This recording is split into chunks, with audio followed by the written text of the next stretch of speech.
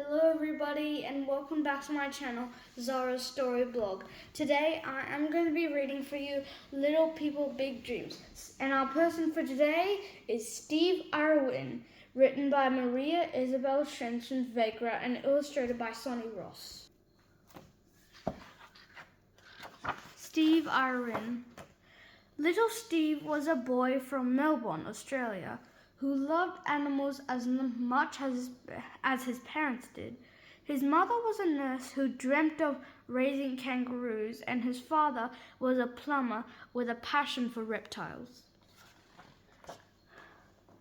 When he was 8, the family moved to Queensland, where they stayed in a wildlife refuge to protect crocodiles and other animals. Steve and his sisters happily shared their caravan with the orphaned koalas, hurt kangaroos, and baby birds.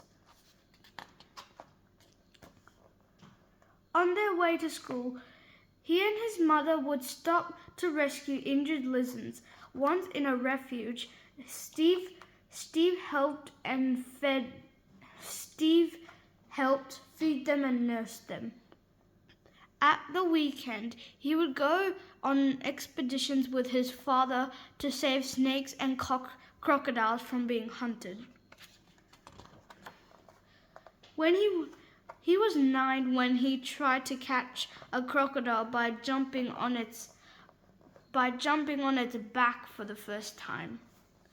Once rescued, Steve and his father would take the animals to their new homes, national parks where no one could harm them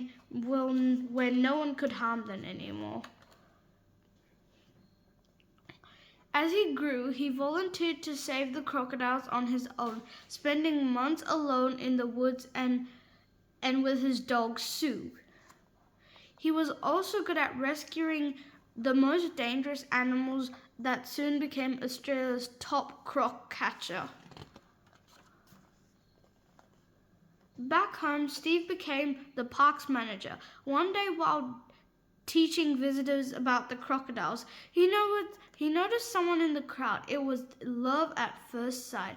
Her name was Terry, and they married the following year.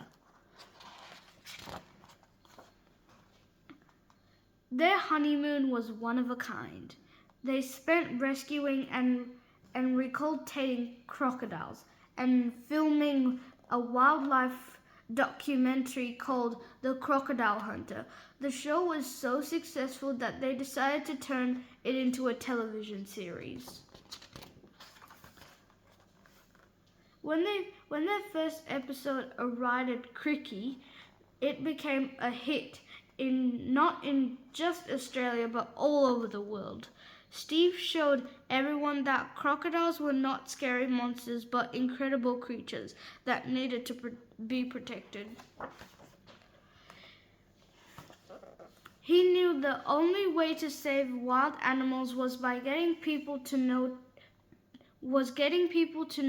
love them. And he did so with his television shows, equipped with a pair of Kanke shorts and his catchy enthusiasm. He taught everyone how exciting and wonderful wildlife is.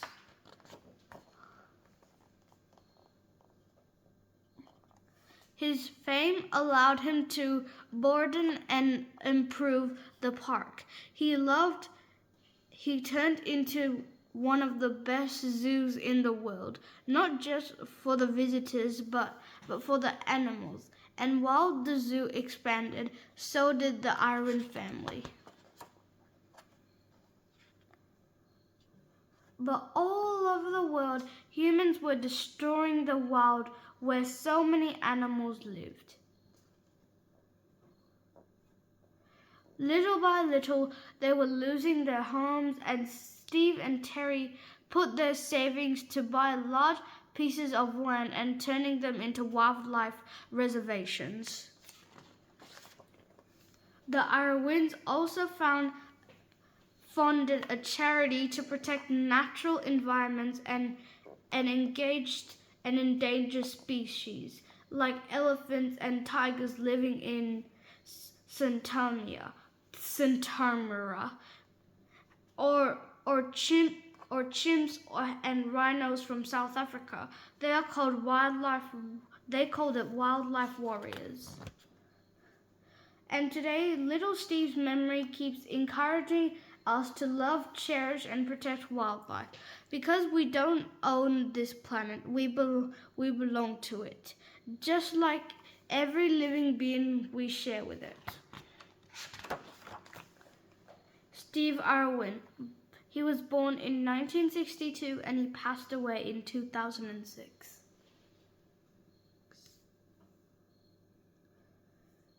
Stephen Robert Irwin was born in Victoria, Australia, into an animal-loving home. As a child, Steve developed a deep respect for the wildlife around him, and had a particular passion for reptiles.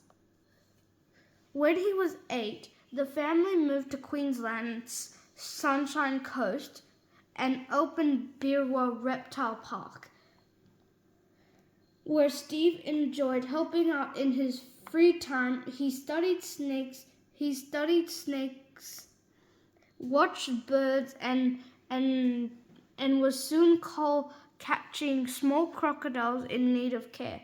As Steve grew, so did his love of magnificent reptiles with his dog, Sue. Steve spent many months in the wild catching and moving over 100 crocodiles to safety. In doing so, he developed his own human methods, which are now used by crocodile experts around the world. A few years later, Steve began managing the park and met the love of his life, Terry.